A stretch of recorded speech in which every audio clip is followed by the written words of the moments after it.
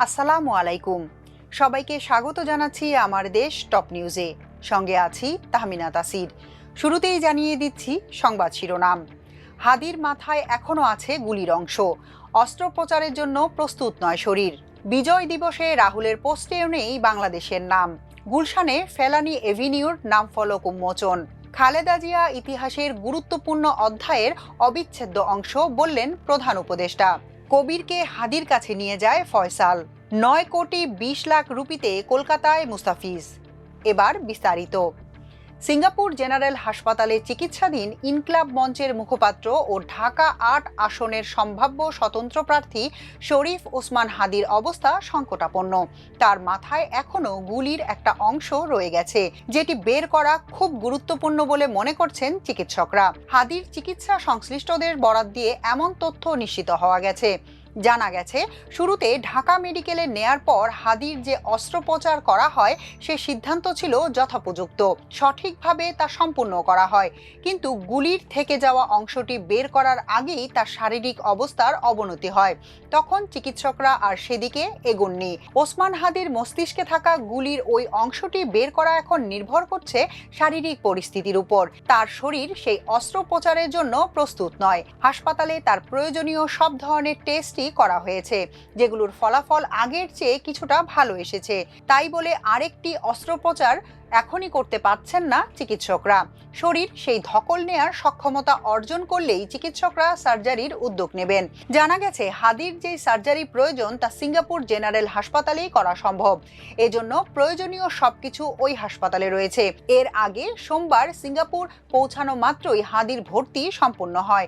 দ্রুতই প্রয়োজনীয় পরীক্ষা নিরীক্ষা করা হয় সিঙ্গাপুর জেনারেল হাসপাতালে। গত শুক্রবার দুপুরে রাজধানীর বিজয়নগর এলাকায় সন্ত্রাসীদের ছোড়া গুলিতে গুলিবিদ্ধ হন হাদি। তাৎক্ষণিক তাকে ঢাকা মেডিকেলে নিয়ে যাওয়া হয়। এরপর সেখানে অস্ত্রোপচার শেষে উন্নত চিকিৎসার জন্য রাতে এভার কেয়ার হাসপাতালে নেওয়া হয় তাকে। সেখানেই গত কয়েকদিন তার চিকিৎসা চলে।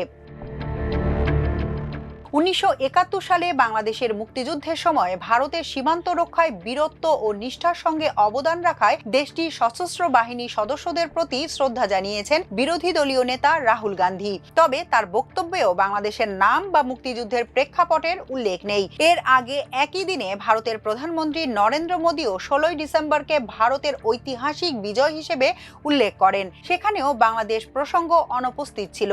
তাদের পোস্ট দেখলে মনে হয় 1971 সালে ভারত পাকিস্তান যুদ্ধে দিল্লির জয় হয়েছিল, যেখানে বাংলাদেশের কোনো ভূমিকা নেই। মঙ্গলবার সামাজিক যোগাযোগ মাধ্যম এক্সে দেওয়া এক পোস্টে রাহুল গান্ধী বলেন, বিজয় দিবসে আমি আমাদের সশস্ত্র বাহিনীর বীরদের প্রতি শ্রদ্ধা জানাই, যারা 1971 সালের যুদ্ধে ভারতের সীমান্ত রক্ষা করার সময় তাদের বীরত্ব, নিষ্ঠা এবং অটল সংকল্প দিয়ে বিশ্বজুড়ে ইতিহাস তৈরি করেছিলেন। কংগ্রেসের এই নেতা আরও বলেন, তাদের অদম্য সাহস, সংগ্রাম এবং সর্বোচ্চ ত্যাগ সর্বদা প্রতিটি ভারতীয়ের জন্য অনুপ্রেরণার উৎস হয়ে থাকবে। একই দিন সকালে এক্সে দেওয়া পোস্টে প্রধানমন্ত্রী নরেন্দ্র মোদী বলেন, বিজয় দিবসে আমরা সেই সাহসী সৈন্যদের স্মরণ করি যাদের সাহস ও আত্মত্যাগ 1971 সালে ভারতের এক ঐতিহাসিক বিজয় নিশ্চিত করেছিল। তিনি আরও বলেন, তাদের দৃঢ় সংকল্প এবং নিঃস্বার্থ সেবা আমাদের জাতিকে রক্ষা করেছিল এবং আমাদের ইতিহাসে গর্বের একটি মুহূর্ত খোদাই করে রেখেছে। এই দিন তাদের বীরত্বকে সেলুট জানায় এবং তাদের অতুলনীয় চেতনার কথা মনে করিয়ে দেয়। তাদের বীরত্ব ভারতের প্রজন্মকে অনুপ্রাণিত করে চলেছে। রাজধানীর গুলশান 2 থেকে প্রগতি সরণি পর্যন্ত সড়কটির নতুন নামকৃত ফেলানি এভিনিউ এর নাম ফলক উন্মোচন করা হয়েছে। মঙ্গলবার বিকেলে এর নাম ফলক উন্মোচন করা হয়। ডিএনসিসি প্রশাসক মোহাম্মদ এজাজের সভাপতিত্বে ফলক উন্মোচন অনুষ্ঠানে প্রধান অতিথি হিসেবে উপস্থিত ছিলেন স্থানীয় সরকার, পল্লী উন্নয়ন ও সমবায় মন্ত্রণালয়ের উপদেষ্টা আদিলুর রহমান খান। অনুষ্ঠানে আদিলুর রহমান খান বলেন, দেশের 18 কোটি মানুষ সীমান্ত হত্যা বন্ধ চায়। ফেলানির প্রতি কি ধরনের নৃশংস হয়েছে সেটি প্রতিদিন স্মরণ করিয়ে দিতে এ রাস্তা। এ সড়কের মাধ্যমে বিশ্ব বিবেকের কাছে তুলে ধরছি সীমান্ত হত্যার মতো জঘন্য পরিস্থিতি বাংলাদেশের সীমান্তে বিরাজ করছে। বর্তমান সরকার সব সীমান্ত হত্যা বন্ধ চায় বলে এ রাস্তা উদ্বোধন। ডিএনসিসি প্রশাসক মোহাম্মদ এজাজ বলেন, ফেলানির নামে এ রাস্তা মাথা উঁচু করে বাংলাদেশের পররাষ্ট্রনীতি নতুন করে তৈরি হলো। বাংলাদেশ যে মাথা উঁচু করে সম্মান বজায় রাখতে পারে তার প্রতীক এ রাস্তা। প্রতিবেশী সহ যে কোনো দেশের সঙ্গে নিজের সম্মান বজায় রেখে কথা বলবো সেটি স্মরণ করিয়ে দেবে এ সড়ক। এর আগে রাজধানীর গুলশান 2 থেকে প্রগতি সরণি পর্যন্ত একটি গুরুত্বপূর্ণ সড়কের নতুন নামকরণ ফেলানী এভিনিউ করার উদ্যোগ গ্রহণ করা হয়। এটি ভারতীয় দূতাবাসের পাশের একটি সড়ক। সীমান্তে নিহত কিশোরী ফেলানী খাতুনের স্মৃতিকে ধারণ করে সড়কটির এই নাম ঘোষণা করা হয়। প্রসঙ্গত 2011 সালের 7 জানুয়ারি কুড়িগ্রামের ফুলবাড়ী উপজেলার অন্তরপুর সীমান্তে ঘটে যায় হৃদয় বিদারক ফেলানী হত্যাকাণ্ড। ভারত থেকে বাবার সঙ্গে দেশে ফেরার পথে 15 বছরের এই কিশোরী বিএসএফ এর গুলিতে প্রাণ হারায়। গুলিবিদ্ধ হওয়ার পর কাঁটাতারে দীর্ঘ 4 ঘন্টার বেশি সময় ধরে ঝুলে থাকা ফেলানীর নিথর দেহ দেশ বিদেশের গণমাধ্যমে ব্যাপক আলোড়ন তুলে এবং সীমান্ত নিরাপত্তা নিয়ে তীব্র আলোচনার সৃষ্টি করে। হাসপাতালে চিকিৎসাধীন বিএনপি চেয়ারপারসন খালেদা জিয়াকে দেশের ইতিহাসের গুরুত্বপূর্ণ অধ্যায়ের অবিচ্ছেদ্য অংশ হিসেবে অভিহিত করেছেন অন্তর্বর্তী সরকারের প্রধান উপদেষ্টা অধ্যাপক ডক্টর মোহাম্মদ ইউনূস। মঙ্গলবার বিজয় দিবসে জাতির উদ্দেশ্যে দেওয়া ভাষণে তিনি এমন মন্তব্য করেন। প্রধান উপদেষ্টা বলেন, আপনারা জানেন জাতীয় নেত্রী, দেশের 3 বারের সাবেক প্রধানমন্ত্রী, গণতান্ত্রিক রাজনীতির অন্যতম শীর্ষ ব্যক্তিত্ব এবং বিএনপি চেয়ারপারসন খালেদা জিয়া অসুস্থ অবস্থায় হাসপাতালে আছেন।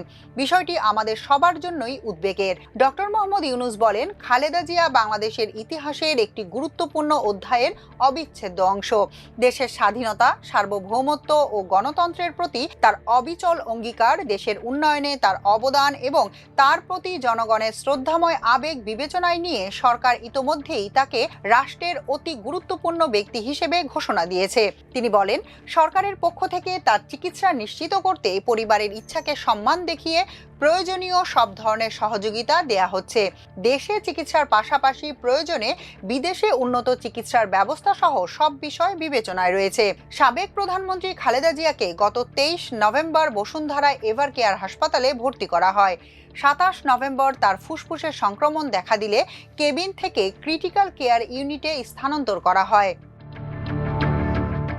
ইনকিলাব মঞ্চের মুখপাত্র শরীফ ওসমান হাদীকে হত্যা চেষ্টার ঘটনায় মূল অভিযুক্ত ফয়সাল করিম মাসুদের ঘনিষ্ঠ সহযোগী মোহাম্মদ কবির আদালতকে বলেছেন তিনি ফয়সালের গাড়ি চালাতেন।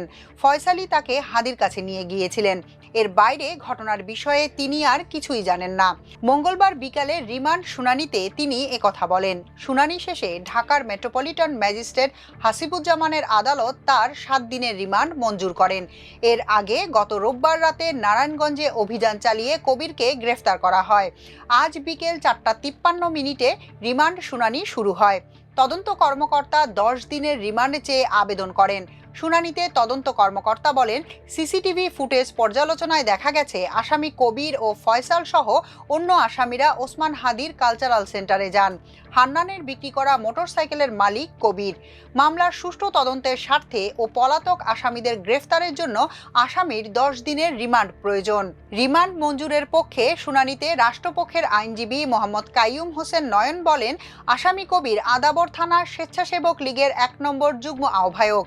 মোটরসাইকেল করে হাদীকে গুলি করা হয়েছে। তার জীবন এখনো সংকটাপন্ন। বিগত সরকারের দুর্নীতি ও অনিয়ম নিয়ে কথা বলতেন হাদী। সেজন্য পার্শ্ববর্তী দেশের ও শেখ হাসিনা জুলাই যোদ্ধাদের টার্গেট করে। এনসিপি, বিএনপি ও জামায়াতের প্রার্থীদের টার্গেট করে জনমনে ভীতিকর পরিস্থিতি তৈরি করা তাদের লক্ষ্য। ফয়সাল সহ কবির হাদীর কাছে যান। সেখানে তার ছবি ভাইরাল হওয়ার পর সে আত্মগোপনে চলে যায়। এ হত্যা চেষ্টার সঙ্গে আর কে কে জড়িত তা জানার জন্য 10 দিনের রিমান্ডের প্রার্থনা করা হয়। চেন্নাই সুপার কিংস ও কলকাতা নাইট রাইডার্সের মাঝে লড়াই চলছিল। শেষ পর্যন্ত মুস্তাফিজুর রহমানকে দলে টানার এই লড়াইয়ে জিতেছে কলকাতা।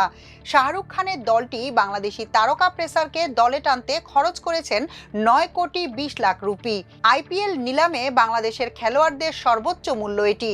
মঙ্গলবার সংযুক্ত আরব আমিরাতে অনুষ্ঠিত আইপিএল এর 19তম আসরের মিনি নিলামে রেকর্ড দামে দল পান টাইগার এই পেসার। আইপিএল এর এবার নিয়ে 6ষ্ঠ দলে খেলতে যাচ্ছেন মুস্তাফিজ। এর আগে Sunrisers Hyderabad, Mumbai Indians, Rajasthan Royals, Delhi Capitals ও চেন্নাই সুপার কিংসে খেলেছেন মুস্তাফিজ। এখনকার মতো এ পর্যন্তই। সবাই ভালো থাকুন, সুস্থ থাকুন আমার দেশের সঙ্গে। চ্যানেলটি ভালো লাগলে সাবস্ক্রাইব করুন। আল্লাহ হাফেজ।